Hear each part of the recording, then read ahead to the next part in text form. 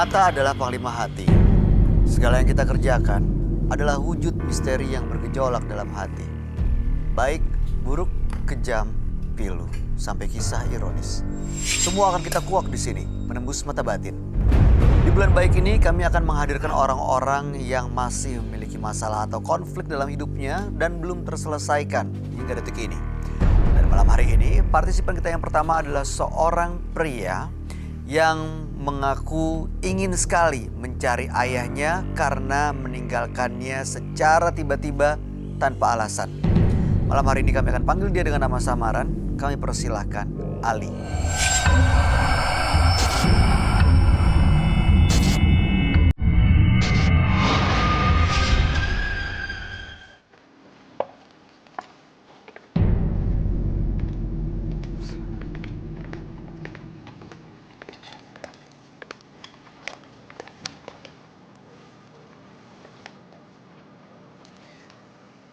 Selamat malam Mas Ali. Selamat malam.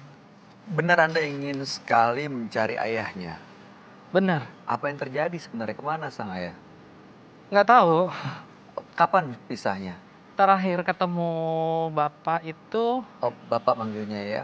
Berapa tahun yang orang daerah sih, jadi manggil bapak itu Mbak sebenarnya. Oh, Mbak. Aslinya dari mana? Bengkulu. Oh, manggilnya Mbak. Oke, terakhir ketemu berapa tahun yang lalu? Pas kelas 3 SMP, 18 tahun yang lalu kayaknya. 18 tahun yang lalu. Lebih kurang. Apa yang terjadi sebenarnya? Bapaknya kemana? Mbaknya tuh kemana? Nggak tahu pasti sih, soalnya pas bapak pergi itu karena memang Ari lagi mau ujian. Oke. Terus? Ceritanya itu pagi-pagi kita kan mau dulu masih Eptanas ya kalau nggak salah SMP. Karena jarak dari sekolahan Ari dari rumah itu harus naik angkot. Jadi kita emang jam 6 itu udah nunggu angkot di kampung. Ali juga harus, kalau nggak jam 6 kita ketinggalan angkot, jadi nggak bakal ikut ujian gitu. Oke. Pas di jalan mau berangkat, udah kampung tetangga, udah desa tetangga, temen teriak dari dalam angkot, karena kan angkot kalau di kampung itu angkot yang bak terbuka itu. Teriak, Ali itu bapak kamu ya? Yang mana? Itu kok bawa tas gede, mau kemana gitu. Karena memang aku sih belum ada feeling, karena memang Mbak itu dulu kerjanya serabutan, jadi kadang jadi kuli bangunan, ngambil proyek bikin rumah orang gitu kan. Kamu kira ayahnya ini bapaknya mau kerja.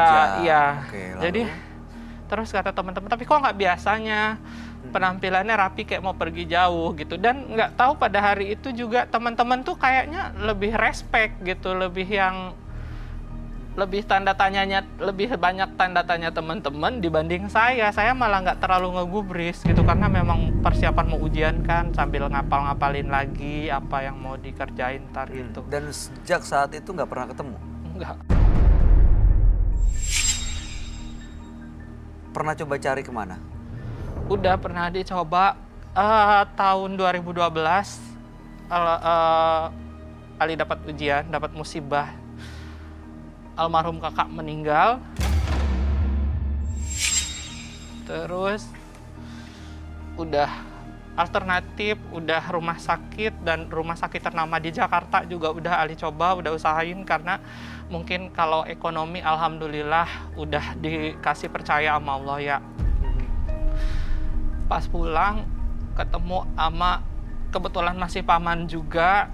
Kata paman, karena memang di rumah sakit udah diagnosa dari dokter itu, dokter udah ngasih omongan, Ali dibawa aja kakaknya pulang.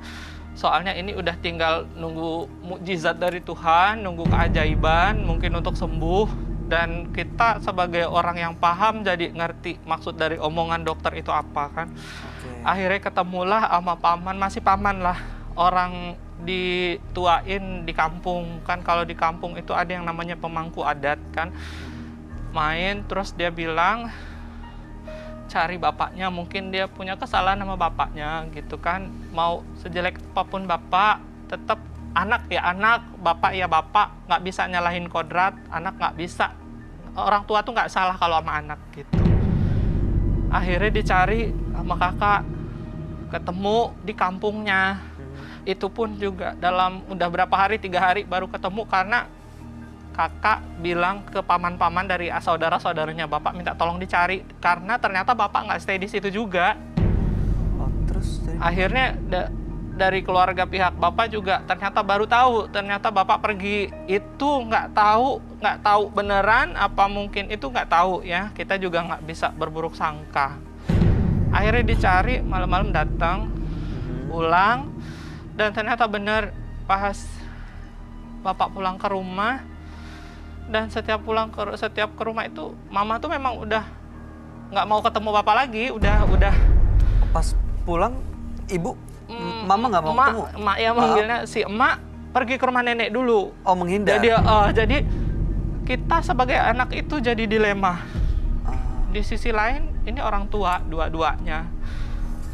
Kita nggak bakal ada di dunia kalau nggak ada bapak gitu pun kalau nggak ada ibu. Akhirnya ibu diungsiin dulu, bapak datang, udah ketemu sama almarhum kakak. Selang hari ini bapak datang, besoknya almarhum meninggal. Kamu terduga cita ya, Iya. Ali, ya. Harapannya datang ke Penembus Mata Batin untuk apa sebenarnya? Yang pertama, di bulan Ramadan, udah berapa kali Ramadan ini, dulu mungkin bapak pergi tinggalin kita itu karena mungkin terhimpit ekonomi. Itu asumsi Ali sendiri, nggak tahu kalau saudara-saudara Ali yang lain.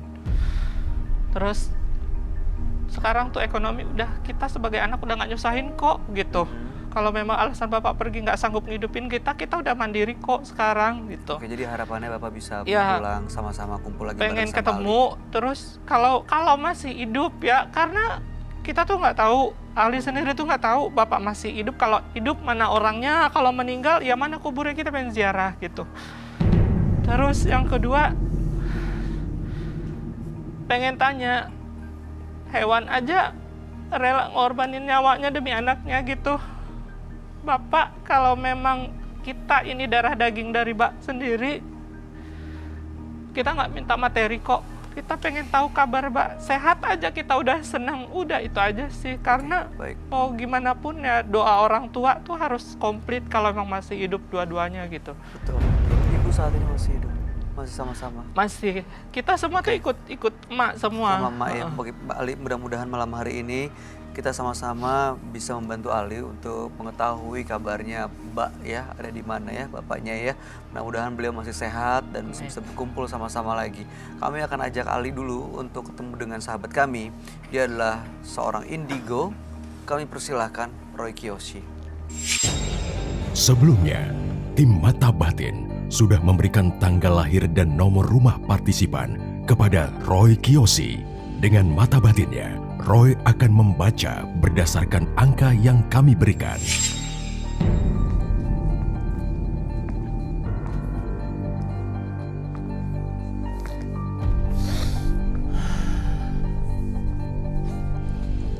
Ali, dengan tanggal lahir 8 Juli 1989, dengan mendiami rumah dengan nomor 6.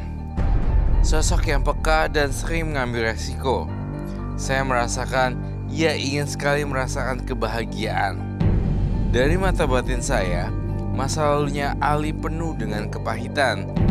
Hal ini yang membuat Ali ingin sekali merubah kehidupannya. Adanya kerinduan yang sangat kuat dari diri Ali kepada seseorang.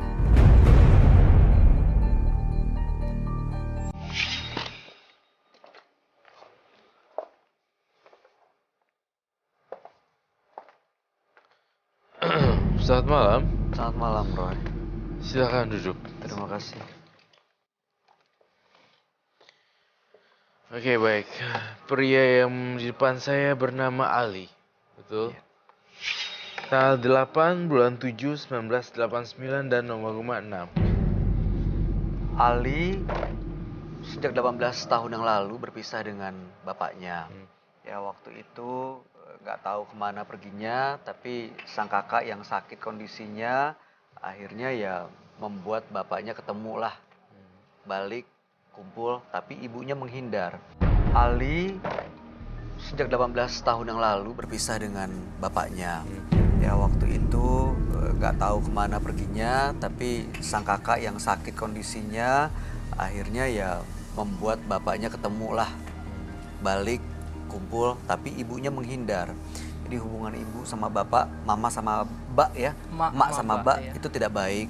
Tapi si kakak waktu sakit waktu itu dan meninggal setelah ketemu dengan mbak, tapi setelah itu bapaknya pergi nggak tahu kemana lagi ya. Iya, Betul pergi ya? udah. Dan sampai saat ini sebenarnya ingin tahu bapaknya itu ada di mana. Apakah masih hidup? Apakah sudah meninggal? Kalau meninggal di mana kuburannya? Karena sekarang kalau dulu pergi karena terhimpit masalah ekonomi, sekarang anak-anaknya sudah mandiri, sudah bisa menanggung ekonomi keluarga, Udah bisa ngasih lah. sudah bisa memberi dan menghidupi keluarga jadi tulang punggung ya. Iya. Maka ingin tahu sebenarnya di mana bapaknya. Ali, ketika kita berbicara dan Bayi berbicara, saya kok kamu catat ya, Pak Bay, saya takut lupa. Saya merasa ada kata Tulung Agung. Oke, Tulung Agung. Tulung Agung. Ya mungkin tempat bapak kerja, karena kan bapak itu kalau kerja serabutan gitu, ada proyek bikin rumah orang tuh bisa sampai ke sana-sana memang sekitaran situ. Saya benar-benar melihat dengan jelas dalam mata batin saya ada Tulung Agung. Itu sih. Itu apa tempat bapaknya kerja, tinggal, atau apa yang kamu lihat dari Tulung Agung? Yang saya lihat dari Tulung Agung adalah kerja dan istirahat juga. Apa itu bapaknya? Iya, itu bapaknya. Kau pernah dengar bapak kerja di Tulung Agung? Soal aku nggak tahu sama sekali. Soalnya informasi tentang bapak tuh benar-benar ditutup rapat dan dikunci sama mama, nggak boleh sama sekali. Oke. Di Tulung Agung ada keluarga yang tinggal di sana nggak? Nggak ada. Oke. Dan terakhir ketemu bapak, itu kabarnya ada di mana? Kalau aku sendiri sih terakhir ya itu aku belum pernah ketemu sama sekali. Karena aku waktu memang di kakak Jakarta kan kerja nyari nafkah dan bantu mama jadi tulang punggung keluarga. Oh, waktu almarhum kakak meninggal? Nggak kamu- ketemu jenazah, nggak ketemu juga. Saya di sini, saya cuma ditelepon aja via telepon. Pun saya pulang nggak ketemu jenazah almarhum kakak saya. Saya udah pulang, udah tinggal batu nisan.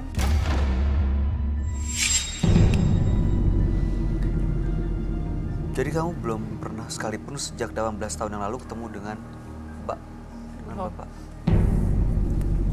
Belum pernah lihat mukanya juga ya.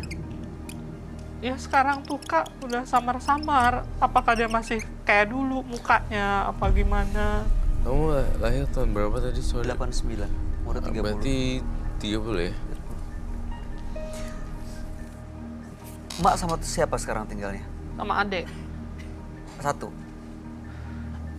Iya, kalau di rumah nunggu satu, cuman abang itu jarak dari rumah abang karena udah berkeluarga kan ke rumah mama itu bisa ditempuh dengan cuma 3 jam sih kalau naik kendaraan umum.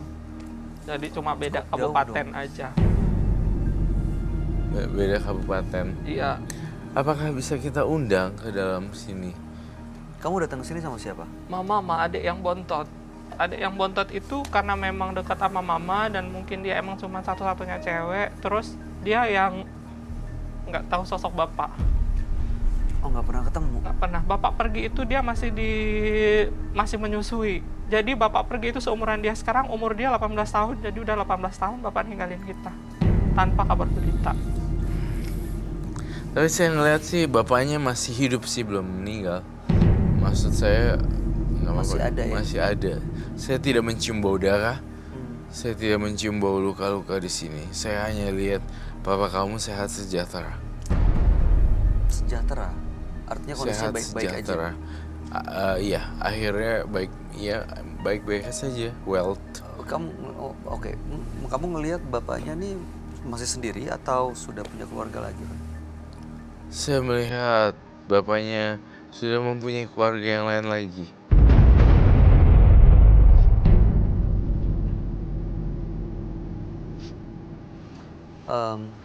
Ali, kalau malam hari ini Bapak, Mbak menyaksikan nih, mungkin dari Tulung Agung ya, ngelihat kamu, bisa mengenali kamu walaupun pakai masker seperti ini, walaupun terakhir ketemu 18 tahun yang lalu.